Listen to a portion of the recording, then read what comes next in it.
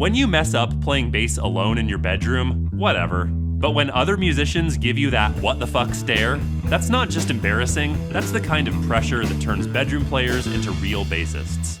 Nothing will make you practice harder than the fear of screwing up in front of your bandmates. But how do you know if you're good enough to be in a band, or if you'll be shamed and fired 5 minutes in? Fear not, my friend, I'm gonna help you measure your skills with 10 band-ready tests so you can stride confidently into any rehearsal room. And also, spoiler alert, I'm just gonna be telling you to join a fucking band no matter what through this whole video. Because there's nothing more fundamental than rhythm. Because without being able to keep basic time, everything feels bad and you'll get kicked out of pretty much any band. As bassists, we are scientifically required to keep better time than guitarists. And I'll get to test number 1 in a second, but first, if you have trouble following a beat, the fastest way to get better is to follow a real drummer in a room. The beat hits your body in a visceral way, totally different than hypothetical bedroom jamming. And you'll feel exactly how adequate your rhythm is and what you need to work on. If you can lock in with a drummer, you can fake it till you make it, even while playing the wrong notes. Check this out. Adam Clayton was with U2 for nearly 2 decades before he finally decided to learn how to play and take lessons. Adam used to pretend he could play bass. He came round and started using words like action and fret, and he had us baffled. We thought, this guy must be a musician. He knows what he's talking about. And then one day we discovered he wasn't playing the right notes. So the only way Clayton kept the gig was getting his rhythm together and playing the bare minimum. So if you want to see how your rhythm skills stack up, here's test 1, the groove follower test, to see if you have your fundamentals down. So could you follow this groove? Find the pulse, get your head bobbing, maybe plunk some simple notes.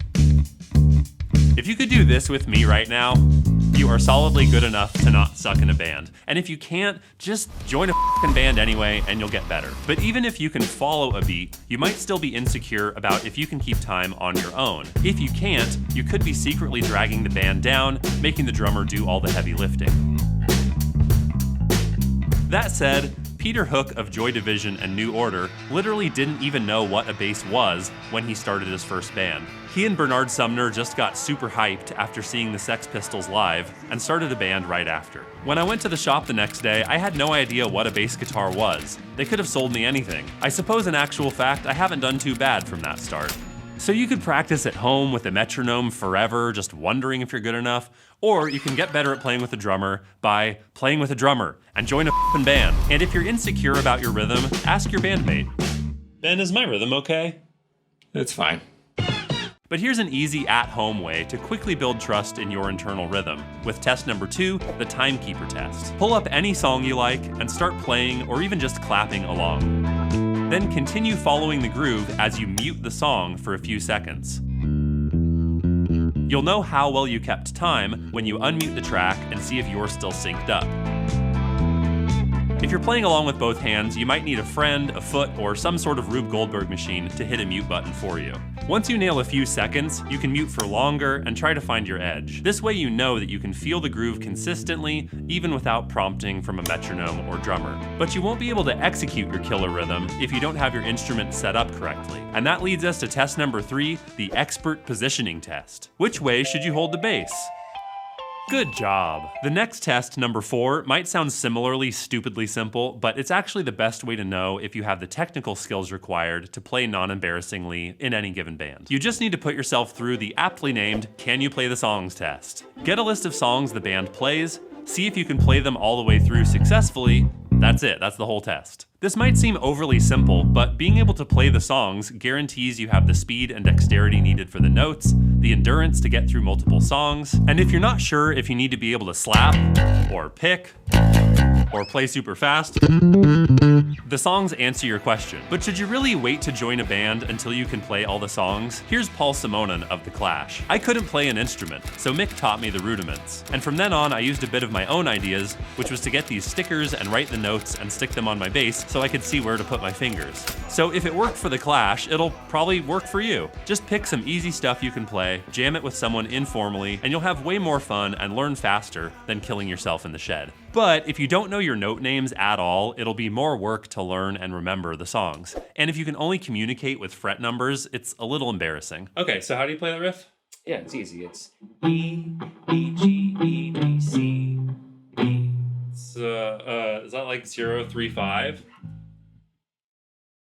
But you can also learn the note names on the fly once you join a f***ing band. And you can play in at least a moderately successful band without knowing this. I mean, I don't know the names of chords to play. I don't know how to do major and minor chords on a guitar at all. You just need 3 chords and like a big heart, you know? But if you're not certain you're about to capture the zeitgeist and become one of the most celebrated rock musicians of all time, test number 5, the Note Namer test, will at least tell you you've got enough basics to slog through rehearsal less stupidly. Can you fill in the names of the money notes in 10 seconds or less?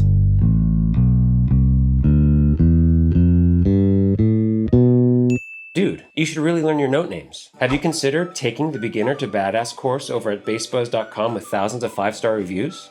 Yeah, I hear it's a step-by-step comprehensive curriculum, including tons of lessons on real-world jamming and keeping a solid groove. But even if you take my course, there are things you can only learn in a band. Because out there in the real world, they've got these things called distractions. And you can optimize your home practice setup all you want, but on stage, you never know when you're gonna get booed or have bottles thrown at you. And that's why you just have to go out and do it to learn. But if you'd like to pretend you can prepare from the comfort of your YouTube screen, here's test number 6, the gig preparedness test. Play this bass line and keep playing it no matter what you hear. Just keep going. Dodge the bottles. Stay calm.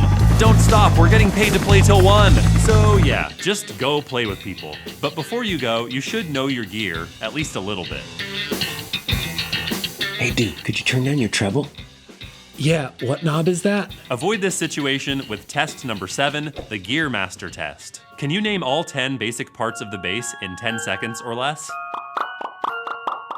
That's the easy part. There's a ton more to learn about gear, getting the right setup for a band, dialing your EQ for the room, bringing spare cables and batteries, but the best way to learn all that stuff is on the fly. So join a f***ing band. But if you don't want that handsome guitarist to have to come over and berate your sound again, setting your level so you're not too loud or too soft is a super important band skill. You'll know you have serious problems in this area based on your answer to this quiz. Do your volume knobs turn both ways? A, yes. B, no. C, how dare you? D, these go to 11. So assuming you could handle that quiz, the fastest way to get an instinct for setting your level is, you guessed it, join a f***ing band. Specifically, a band of friendly people who you can just ask, hey, how's the bass volume?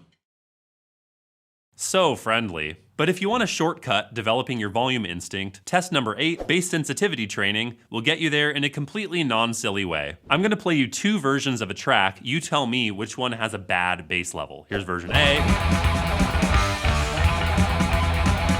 Here's version B. Right, version B, that's bad. It's too loud, so don't do that. All right, let's do one more. Here's 2 versions of a song again. You tell me which one has a bad bass level. Here's version A.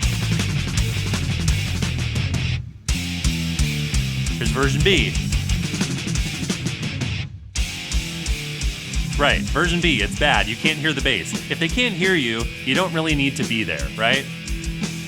Wait, this is the actual studio version of the song? What the fuck? As you detected, training this in isolation is a little bit silly because getting a feel for volume comes from listening to the musicians around you. To be a good musician, you have to be a good listener. We can put 5 of the world's best musicians on this stage, but if we're great separate from each other, it's gonna sound horrible. Guess what the best way to become a better listener is? Join a fucking rockin' band. Go play with people and listen to them. It's how Victor Wooten learned, growing up in a family of musical brothers. By playing real music with real people, you can develop the kind of listening that makes you sound like a naturally gifted player. And you'll easily slay test number 9, the big ears test. Listen to this tune and focus on the bass part. Even play along if you want to.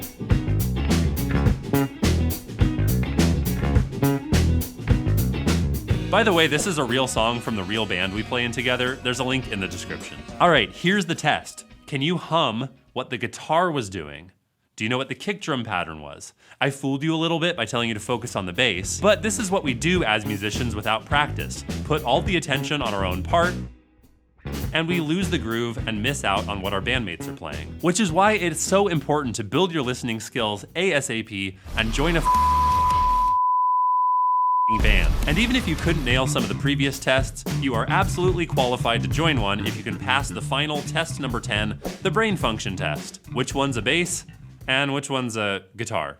Of all the topics people spend too much time overlearning before joining a band, music theory takes the cake, which is why I made you this video about what music theory you should actually learn and what you shouldn't learn based on your goals.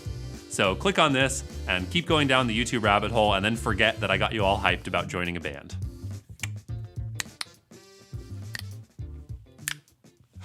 I don't know how to do this human movement.